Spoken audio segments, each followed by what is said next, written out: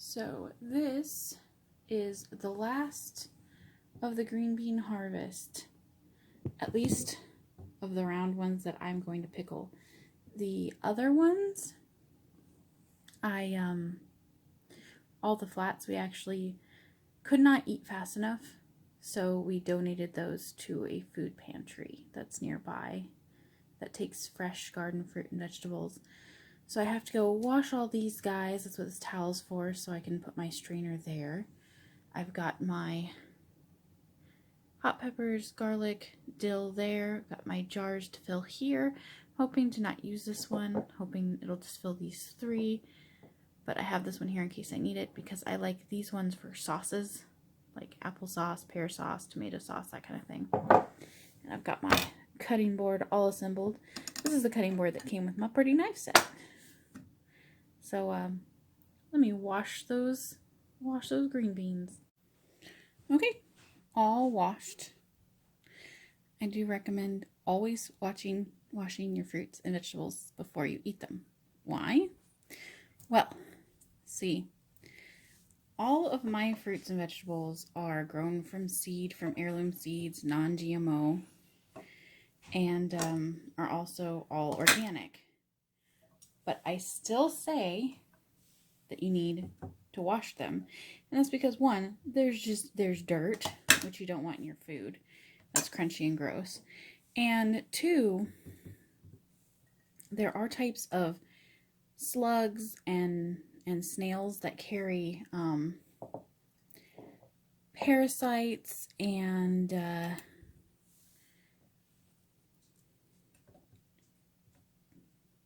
I'm trying to think of the word, things like salmonella and bacteria. And if it's been eating something gross or poisonous and then that slime gets on there, it can cause you problems. So you always, I know that it's really tempting to go out in your garden and just pick berries off and eat them, but it is a good idea to always wash your fruit and vegetables, even if you grow them yourself and they're all organic. That's just something I've learned. And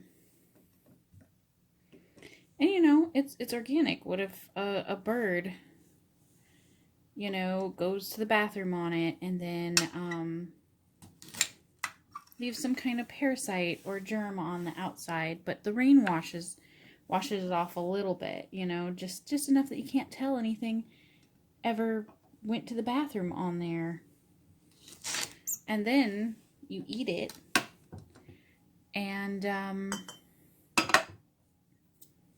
now you have that parasite in you. You know, it's not worth it. It's not worth the headache. And it takes just a couple, and I mean not necessarily green beans, but like fruits, fruits and vegetables.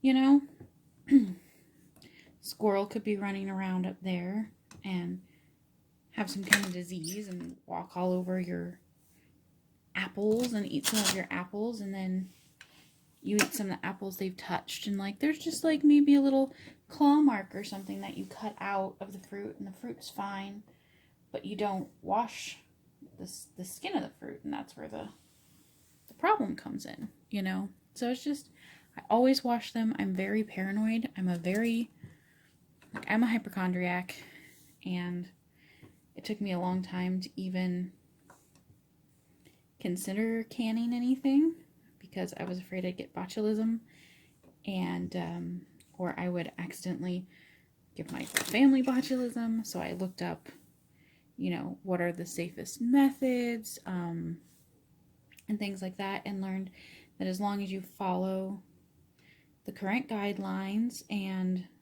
proven recipes, you're almost never going to have a problem. And you can usually tell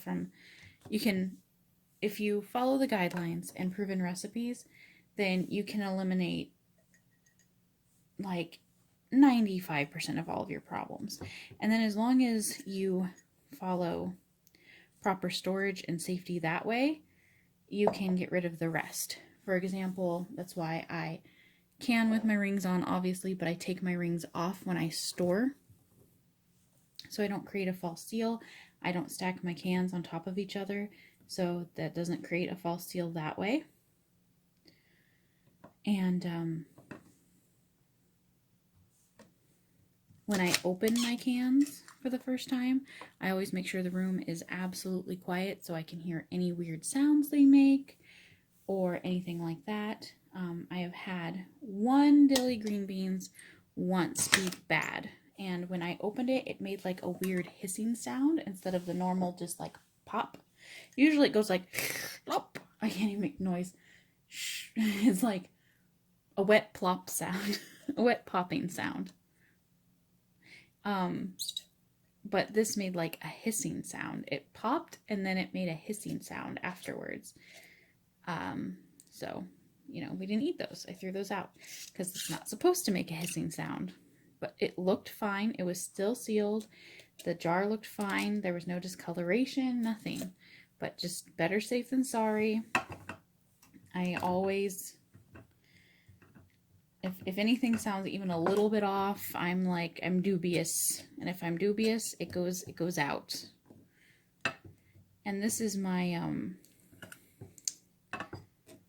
second year canning, so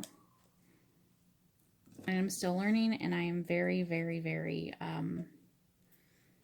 conscious about the safety measures. I know a lot of people who can are like, well, we've been doing it this way for hundreds of years, and I'm like, yeah, and the cases of botulism were a lot higher, and now they're a lot lower. So it's just about exterminating risks, like getting rid of risks that aren't needed. There's no reason to do like open kettle canning and things like that. I always process everything. Like, yes, it will make it a little less crunchy, but in the long run, I'd rather my food be less crunchy than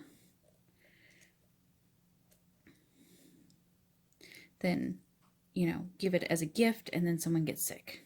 I can't. And when I do give these as gifts, I always give out like a disclaimer, like, hey, this is what to look for when you open the cans. Make sure it doesn't smell bad. Make sure there's no discoloration. Make sure, you know, you open them in a quiet room and the only sound you hear is a plop, like a popping sound, and there's no hissing. There's no weird nonsense happening, basically. Because I want to make sure that even though I sent it to them and it looks good, I want to make sure they don't get sick. And I haven't had any problems. All the cans I've actually sent to other people have been fine. It's only been my own cans, and they have all been either the seal was really weak when I went to open it, so I'm glad that I didn't store it with rings, or it might have done a false seal, or it did the thing where it hissed. I've only ever had one hissing one, so get in there. Alright, so this one's pretty much stuffed as good as I can stuff it, so I'm going on to the next one. I have filled my jars. Now it is time for my spices. Now I make a zibarine. These are the last jars I have for the year. I need more. I have a feeling these are all going to be filled with applesauce tomorrow. Lissai. I don't want to go back to the store. Okay. They are starting the process. Now, peeling the apple time. Time for the applesauce.